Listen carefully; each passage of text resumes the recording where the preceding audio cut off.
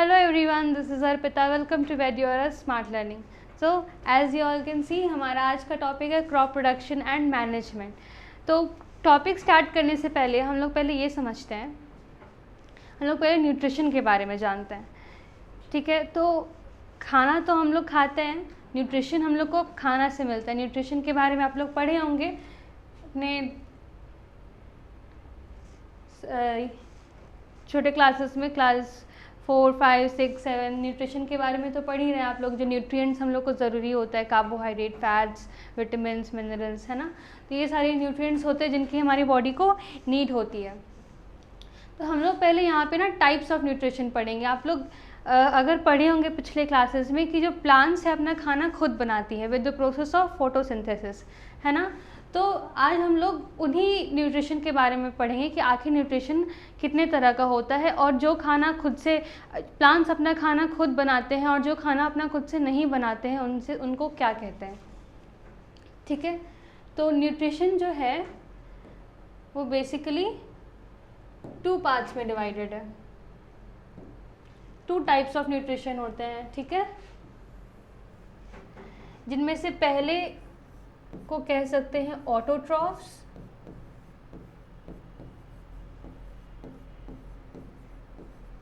और दूसरे होते हैं हेट्रोट्रॉफ्स.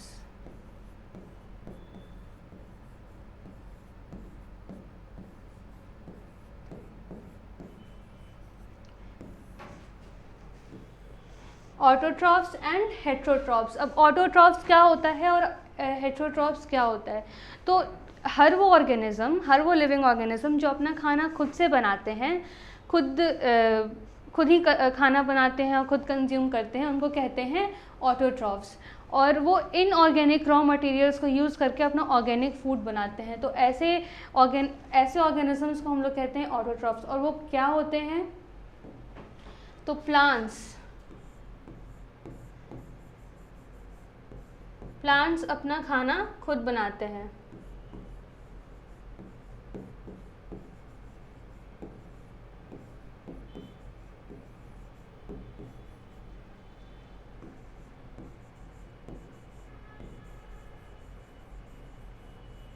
तो plants prepare their own food, इसलिए वो क्या होते हैं ऑटोट्रॉफ्स. और ऑटोट्रॉफ्स जो होते हैं वो भी लाइट की मदद से, जैसा आप लोगों ने पढ़ा होगा फोटोसिंथेसिस का definition, plants prepare their own food with the help of sunlight, water and carbon dioxide, है ना. तो प्लांट जो है अपना खाना लाइट की मदद से बनाता है. और भी कुछ ऑर्गेनिजम्स होते हैं जो अपना खाना खुद बनाते हैं, पर वो लाइट की मदद से नहीं बनाते हैं, कुछ केमिकल्स की मदद से बनाते हैं. तो हर वो ऑर्गेनिज्म जो अपना खाना खुद बना रहा है उनको हम क्या कहेंगे, ऑटोट्रॉफ्स कहेंगे. और वो जो न्यूट्रिशन ले रहे हैं वो न्यूट्रिशन हो जाएगा ऑटोट्रॉफिक न्यूट्रिशन. फिर आते हैं हेट्रोट्रॉफ्स. अब ये कौन होते हैं, ये वो ऑर्गेनिजम्स होते हैं जिनको बना बनाया खाना मिलता है. अब आप ये पूछेंगे कि मैम हम लोग क्या हैं, जो वी ह्यूमंस हम लोग क्या हैं, हम लोग ऑटोट्रॉफ्स हैं या हेट्रोट्रॉफ्स हैं. तो आप ही बोलिए कि आप अपना खाना कैसे खाते हैं, खुद से बना कर खाते हैं. अब आप ये बोलेंगे कि मैम मैं अपना मैगी खुद बना के खाता हूँ तो मैं तो हुआ ऑटोट्रॉफ्स. बट नो, ऐसा नहीं होता. जो मैगी आपको मिली है वो आपने बनाया तो, बट वो मैगी आपको कहाँ से मिला है, वो प्रोड्यूस हुआ है कहीं से. और वो प्रोड्यूस भी किससे हुआ है, कुछ क्रॉप्स नहीं, कुछ कह सकते हैं, हाँ क्रॉप्स लाइक मैदे का या फिर किसी भी चीज़ का बना हुआ हो. और वो भी कहाँ से आता है, हम लोग को प्लांट से मिलता है ना.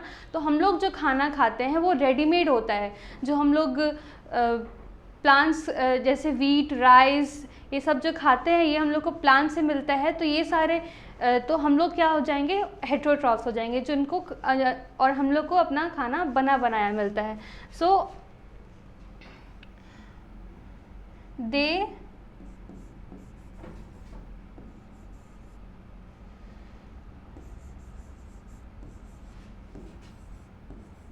are dependent on autotrophs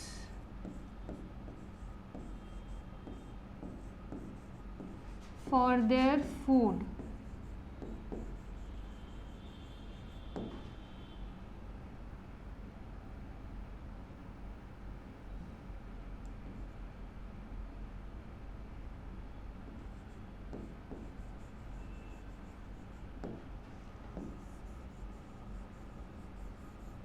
अब ये जो हेट्रोट्रॉफ्स होते हैं ये अपने खाने के लिए ऑटोट्रॉफ्स पे डिपेंडेंट होते हैं, और साथ ही साथ ये जो हेट्रोट्रॉफ्स होते हैं ये कुछ लिविंग ऑर्गेनिजम्स को भी खाते हैं, जैसे आप लोग नॉनवेज खाते हैं ना, चिकन, मीट एंड ऑल, ठीक है। तो ये जो हेट्रोट्रॉफ्स हैं ये डायरेक्टली और इनडायरेक्टली किन पे डिपेंडेंट होते हैं? ऑटोट्रॉफ्स पे डिपेंडेंट होते हैं, ठीक है। अब ये जो हेट्रोट्रॉफ्स होते हैं इनके भी कुछ टाइप्स होते हैं, ठीक है, जिनमें से सबसे पहला हो जाएगा आपका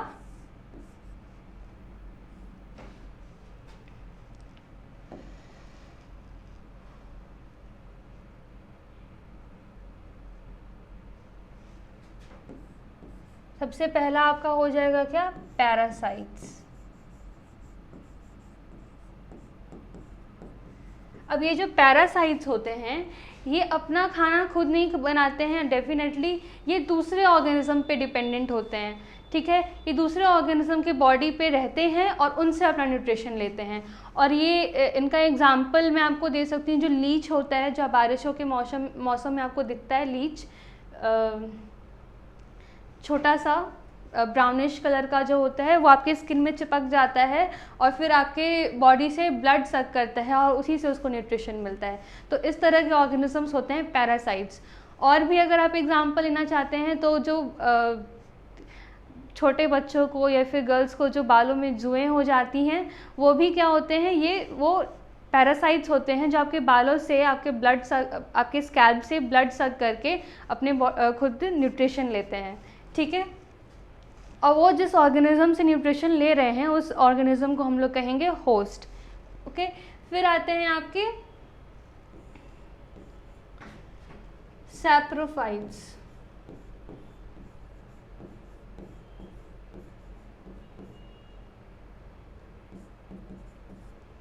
अब ये जो सैप्रोफाइट्स होते हैं ये अपना जो खाना होता है ये डेड एंड डिकेइंग और डिकम्पोज मटेरियल से अपना खाना लेते हैं। जनरली वो चीज़ आपस में सड़ रही होती है, जो डेड है ना, ये उन चीज़ों से अपना न्यूट्रिशन लेते हैं। और इसका एग्जांपल है फंजाई, और फंजाई का एक बहुत ही पॉपुलर ग्रुप जो कि मशरूम जो आप सभी खाते हैं वो भी कहाँ उगता है? वो भी कैसा ऑर्गेनिज्म है? सैप्रोफाइट है, हेट्रोट्रॉफिक सैप्रोफाइट है जो अपना nutrition dead and decaying decompose material से लेता है। फिर एक तीसरा पार्ट आ जाता है, तीसरा होता है, उनको कहते हैं हम लोग होलोज़ेट।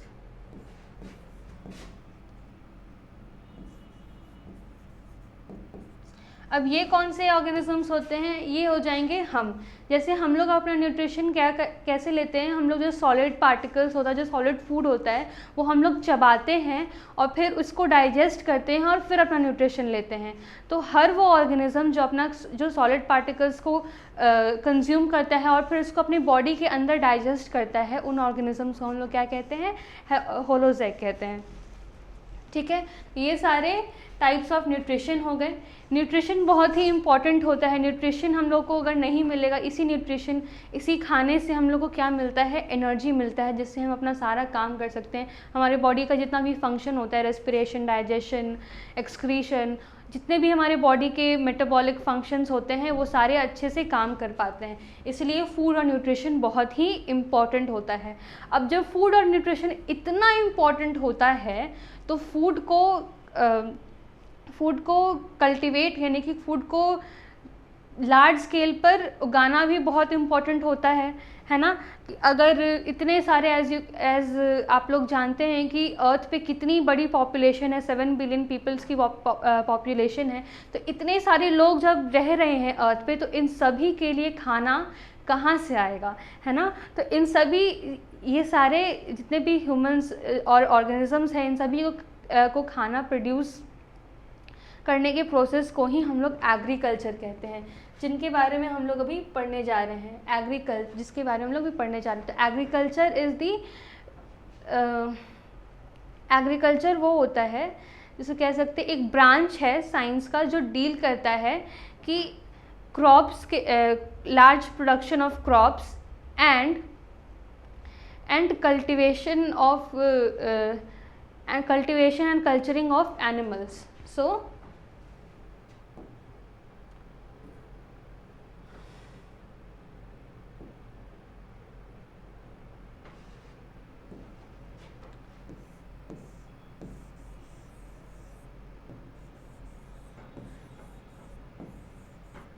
the branch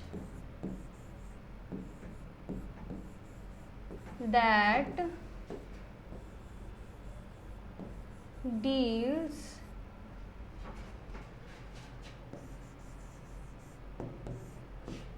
with the cultivation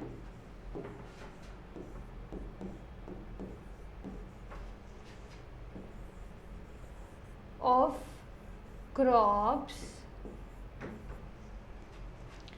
the branch that deals with the cultivation of crops and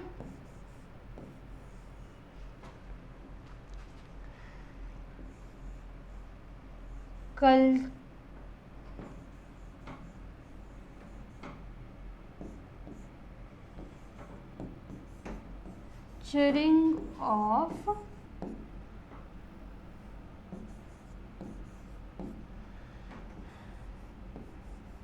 animals.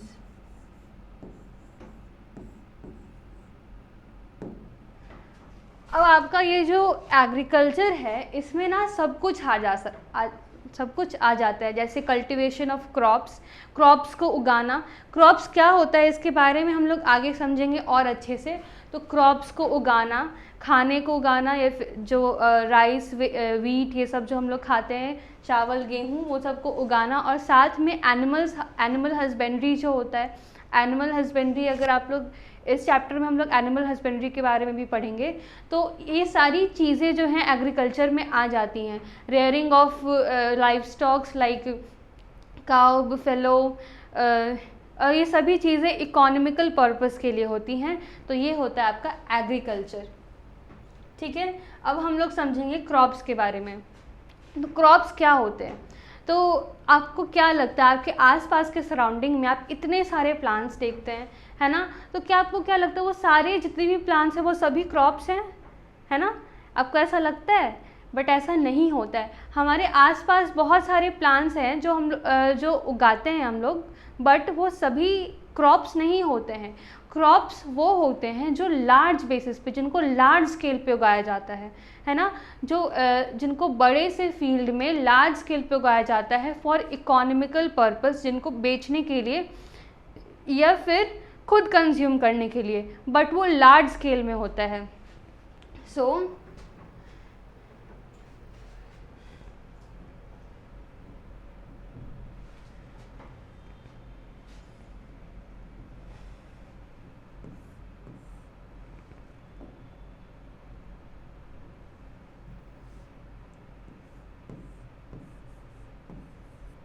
the cultivation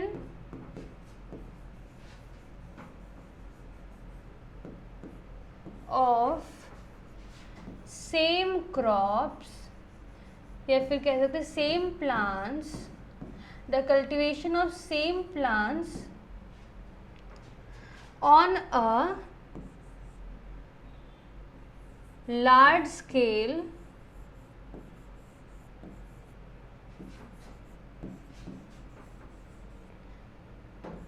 in a field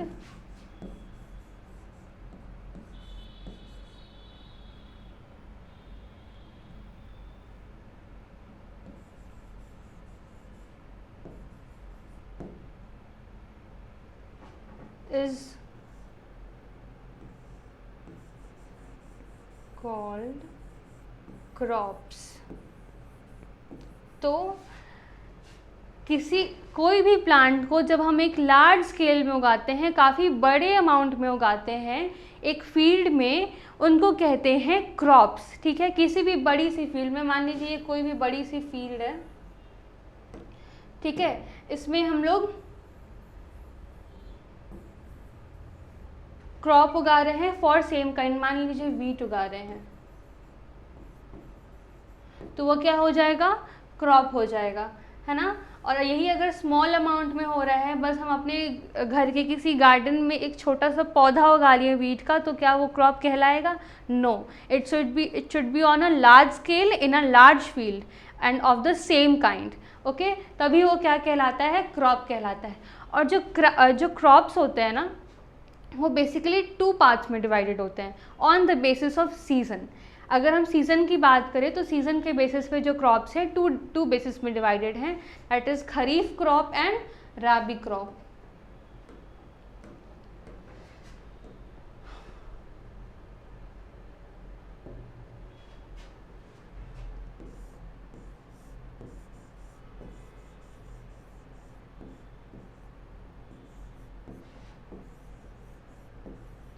kharif crop and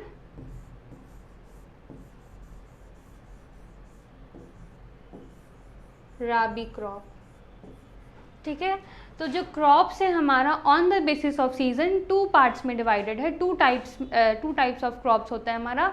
वो क्या होता है, kharif crop and rabi crop. अब खरीफ क्रॉप्स क्या होते हैं, तो जो crops summer not monsoon season में, रेनी सीज़न में उगाए जाते हैं, उन क्रॉप्स को हम लोग कहते हैं खरीफ क्रॉप्स। और बेसिकली इनका सीज़न आता है इन जून टू सितंबर। रेनी सीज़न कब आता है हमारे इंडिया में, in between June to September. So June to September में हमारा खरीफ क्रॉप को सो किया जाता है, मतलब बीज को डाला जाता है, तभी वो क्या कहलाता है, खरीफ क्रॉप कहलाता है। और राबी क्रॉप वो क्रॉप्स होते हैं जो विंटर सीजन में उगाए जाते हैं, बिटवीन द मंथ्स ऑफ अक्टूबर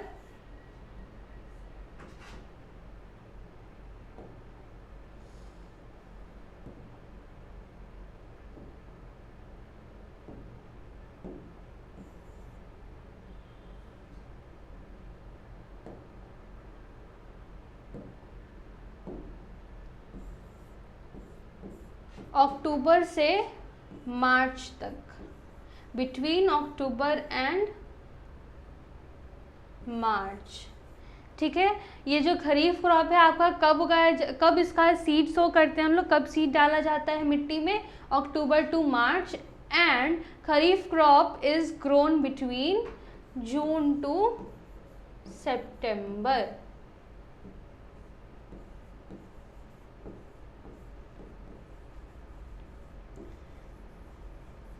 ठीक है, समझ में आ गया। तो क्रॉप्स वो होते हैं जो बहुत ही लार्ज स्केल पे उगाए जाते हैं ऑन द सेम फील्ड, चाहे वो इकोनॉमिकल पर्पस के लिए हो, यानी कि बेचने के लिए हो, या फिर खुद के कंजम्पशन के लिए हो।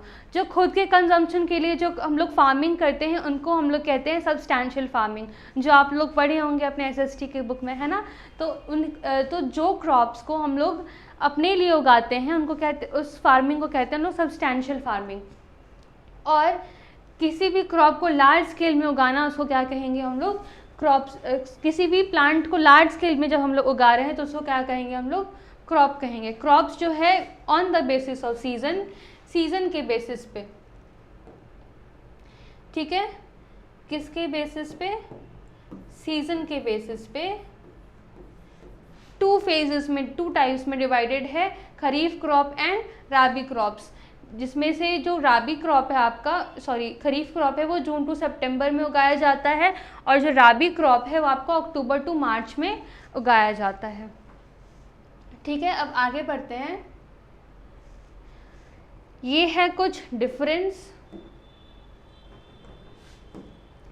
ये आप लोग ध्यान से देख लीजिए, हो सकता है आपको क्वेश्चन आ जाए। The difference, what is the difference between rabi crop and kharif crop, आपके स्कूल में, है ना। तो खरीफ क्रॉप वो होता है, जैसा हम लोगों ने देखा है कि kharif crops are the crops grown in monsoon season, तो they are called monsoon crops. और इनको मॉनसून सीज़न में इसलिए उगाया जाता है क्योंकि इनको उगने के लिए, मतलब इनको काफ़ी ज़्यादा पानी चाहिए होती है कल्टीवेशन के लिए, इसलिए ये मॉनसून सीज़न में इनको सो किया जाता है। फिर आता है rabi crop, these are called winter crop because they are grown in winter season. ठीक है। ये किस मंथ में ये किस मंथ में उगाए जाते हैं? जुलाई टू अक्टूबर, और यहाँ पर था जुलाई टू सितंबर, थोड़ा वैरी कर सकता है ना। और यहाँ पर है आपका अक्टूबर टू फरवरी।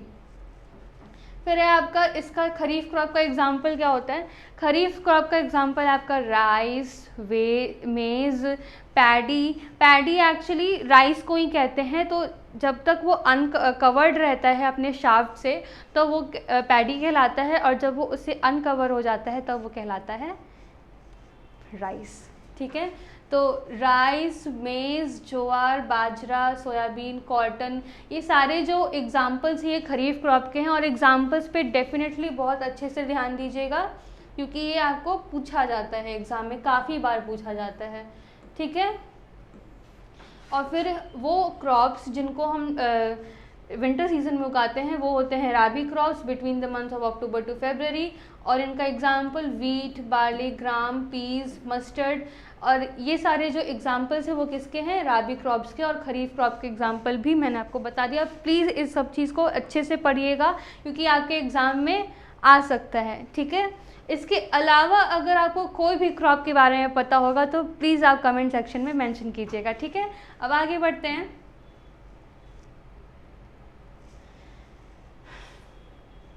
फिर आ गया आपका एग्रीकल्चरल प्रैक्टिसेस।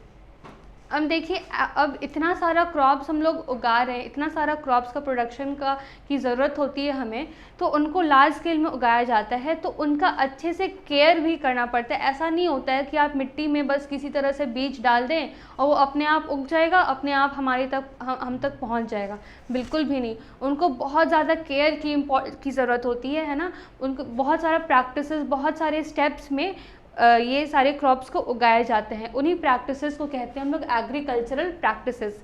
ठीक है, ये जो आपके एग्रीकल्चरल प्रैक्टिसेस हैं ये कुछ important part: preparation of soil, sowing, adding manure and fertilisers, irrigation, protecting from weeds, harvesting and storage. तो पहला है आपका preparation of soil. Preparation of soil में क्या होता है कि जब हम लोग क्रॉप्स को डाल रहे हैं मिट्टी में, तो मिट्टी को तैयार करना ना बहुत ही इम्पॉर्टेंट होता है, क्योंकि मिट्टी में हमारे क्या होता है? वाटर होता है, मिनरल्स होता है, जितना भी न्यूट्रिएंट्स होता है, ये सारे जो न्यूट्रिशंस होते हैं जो प्लांट को चाहिए होते हैं ग्रो करने के लिए, वो ये सॉइल में प्रेजेंट होते हैं। तो इनको जब तक ये सॉइल अच्छी नहीं होगी तब तक क्या होगा कि जो क्रॉप्स है वो सही से ग्रो नहीं कर पाएंगे, है ना। तो क्रॉप्स का सही होना बहुत ही ज़रूरी होता है। फिर है आपका सोइंग ऑफ सीड। सोइंग मतलब बीज डालना, मिट्टी में बीज डालना। तो सोइंग ऑफ सीड भी बहुत ज़रूरी है। उसमें भी जब जो सोइंग होता है, जो मिट्टी को जब सीड्स को जब हम लोग डालते हैं तो फिर देखना कि कौन सा सिलेक्शन करते हैं हम लोग सीड का, कि कौन सा सीड सही है, कौन सा सीड जो है ग्रो कर सकता है, कौन सा है जो नहीं कर सकता, कौन सा सीड जो है जो डिजीज़्ड है, जिनसे कोई फ़ायदा नहीं, वो हो सकता है बाकी सारे प्लांट्स में भी बीमारी फैला दे, है ना। प्लांट्स को भी बीमारियां होती हैं। फिर हाई यील्डिंग, अगर हम वो सीड डाल रहे हैं मिट्टी में तो वो हाई यील्डिंग मतलब ज़्यादा उपजाऊ होगा या नहीं होगा। फिर एडिंग मैन्योर, अब मिट्टी तैयार हो गया, सीड उसमें डाल दिया, तो अब उसको थोड़ा मतलब खाना भी चाहिए, ताकि न्यूट्रिशन चाहिए। मिट्टी में तो न्यूट्रिशन होता ही है, बट फिर भी उसमें मैन्योर और फर्टिलाइज़र्स डाला जाता है ताकि मिट्टी जो है और भी ज़्यादा न्यूट्रिशियस हो जाए, और जो सीड जो उग रहे हैं, जो ग्रो कर रहे हैं, उनको और भी अच्छे से न्यूट्रिशन मिल सके। फिर इरिगेशन क्या होता है? जो सीड्स तक, जो आपका खेत है जहाँ पर हम लोग एग्रीकल्चर हो रहा है, वहाँ पर इरिगेशन मतलब पानी पहुँचाना। The process, irrigation is the process in which water is made available to the field, so that to the field where crops are grown. क्योंकि पानी भी बहुत इंपॉर्टेंट होता है ना, तभी तो जैसे हम लोग हैं, हम लोग को खाना चाहिए, अब उन लोग को फर्टिलाइज़र से खाना तो मिल गया, अब वो लोग पानी भी पिएंगे तो पानी इनको कहाँ से मिलेगा, इरिगेशन से मिलेगा, ठीक है। अब ये सारा चीज़ हो गया, तो अब क्या होता है ना कि आसपास जब क्रॉप्स ग्रो कर रहे होते हैं तो आसपास कोई भी छोटे मोटे प्लांट्स उग जाते हैं जिनको हम लोग कहते हैं वीड्स। और ये जो वीड्स होते हैं ना, ये अच्छे नहीं होते हैं क्रॉप्स के लिए, क्योंकि ये जो है ये क्रॉप्स का न्यूट्रिशन खुद एब्जॉर्ब करने लगते हैं और फिर जो क्रॉप्स उग रहे हैं उनको अच्छे से न्यूट्रिशन नहीं मिल पाता है। इसीलिए वीड्स को हटाने का वीड्स जब इतना सारा चीज़ हो जाता है तो फिर जो वीड्स उग रहे होते हैं उनको भी निकालने का काम किया जाता है। फिर आता है आपका हार्वेस्टिंग। अब जब इतनी सारी चीज़ें हो गई हैं आपकी, अब आपका क्रॉप जो है एकदम मैच्योर हो गया है, पककर तैयार हो गया है, अब क्या करना है कि उसको हार्वेस्ट करना है। हार्वेस्ट मतलब कटिंग ऑफ क्रॉप्स, ठीक है, उसको हार्वेस्टिंग। इनफैक्ट पंजाब में हार्वेस्टिंग के लिए ही एक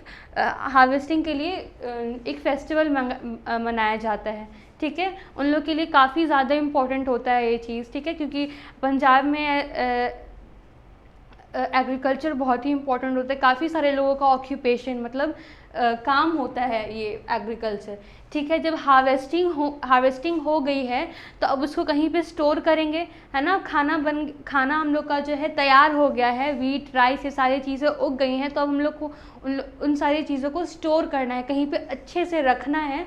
तो फिर storage is also very important, है ना।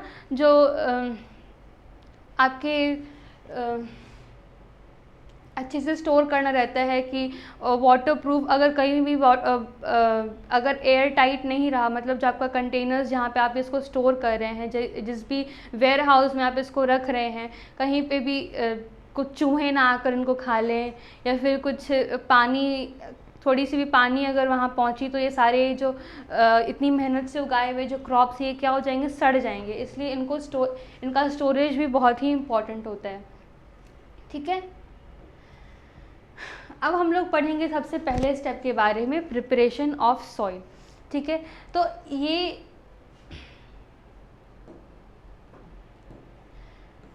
प्रिपरेशन ऑफ सॉइल, तो अब जैसे मैंने आपको कहा कि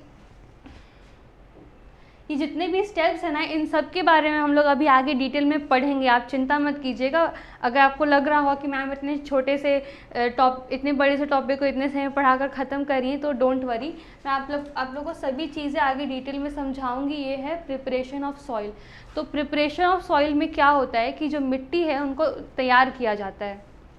कैसे तैयार किया जाता है, तो मिट्टी जो बहुत टाइम से पड़ी हुई है ना, काफ़ी टाइम से जो ऐसी फील्ड ऐसी अनयूज्ड रखा हुआ है, तो और वो मिट्टी जो स्टिफ हो जाती है उनको थोड़ा लूजन किया जाता है, थोड़ा ढीला किया जाता है मिट्टी को।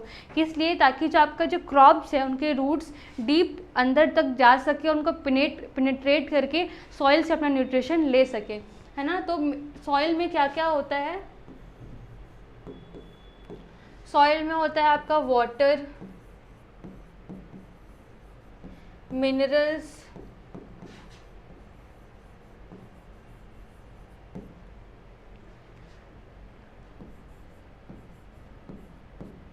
न्यूट्रिशन, जो हमारे क्रॉप के लिए बहुत ही इम्पॉर्टेंट होता है, ठीक है। और सॉइल का जो टॉप मोस्ट लेयर होता है ना, जो कि क्या होता है, ह्यूमस। सॉइल का जो टॉप मोस्ट लेयर होता है ह्यूमस, जिसमें ये सारे न्यूट्रिशन अवेलेबल होते हैं। ये ज़्यादा अंदर तक नहीं होता, ये कुछ टॉप लेयर्स पे ही प्रेजेंट होता है, जहाँ पे कल्टीवेशन पॉसिबल है, जहाँ पर मिट्टी को न्यूट्रिशन मिल सकता है। तो इसी ह्यूमस को अच्छे से कह सकते हैं कि अच्छे से ये न्यूट्रिशन दे हमारे प्लांट को, इसलिए उसको लूजन किया जाता है। और इसके लिए कुछ टूल्स को यूज़ किया जाता है, जिसको हम लोग कहते हैं प्लाव। कहाँ लिखा है?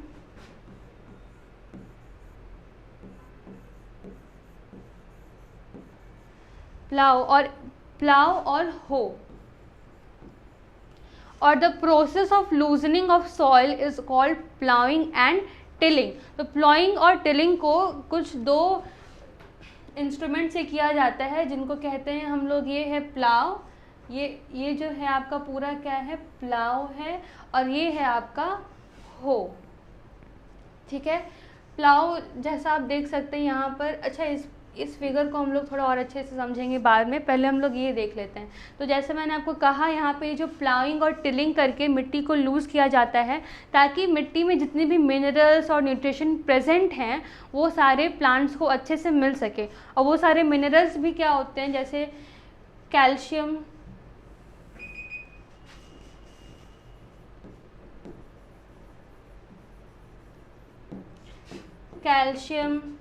पोटेशियम, फॉस्फोरस, नाइट्रोजन बहुत ही इम्पॉर्टेंट होता है प्लांट्स के लिए, बहुत ही इम्पॉर्टेंट न्यूट्रिएंट या फिर मिनरल कह सकते हैं, जो प्लांट की ग्रोथ के लिए बहुत ही इम्पॉर्टेंट होता है। ठीक है, और यही सारा मिनरल्स हमारे प्लांट्स को, क्रॉप्स को अच्छे से मिल सके, इसलिए हम लोग क्या करते हैं, प्लाविंग एंड टिलिंग करते हैं।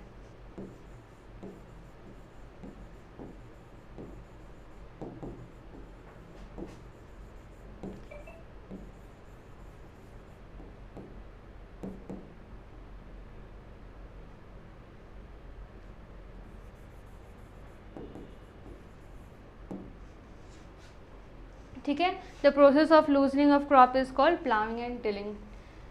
ठीक है, अब ये लास्ट है, ये लास्ट हम लोग समझ जाते हैं कि ये सारा, ये दोनों जो इंस्ट्रूमेंट्स है ये ट्रेडिशनल इंस्ट्रूमेंट्स है। आज हम लोग ये इंस्ट्रूमेंट्स यूज़ नहीं करते हैं, क्योंकि अभी हम लोग की जो एग्रीकल्चर है, जो क्रॉप प्रोडक्शन है, कल्टीवेशन बहुत ही लार्ज स्केल पे होती है। अब उस लार्ज स्केल में अगर सारे फार्मर्स अगर इस प्लाव को लेकर के चलेंगे प्लाविंग करने के लिए, तो फिर ये पॉसिबल ही नहीं है ना, वो खुद अकेले इतना सारा काम नहीं कर पाएंगे। तो ये प्लाव होता है, इसमें यहाँ पर ये आपको दिख रहा होगा, ये इस तरह का ये प्लाव शेयर होता है जिससे मिट्टी खोदी जाती है, और फिर ये शाफ्ट होता है जो फार्मर्स अपने कंधे पे रखते हैं, प्लाव शाफ्ट।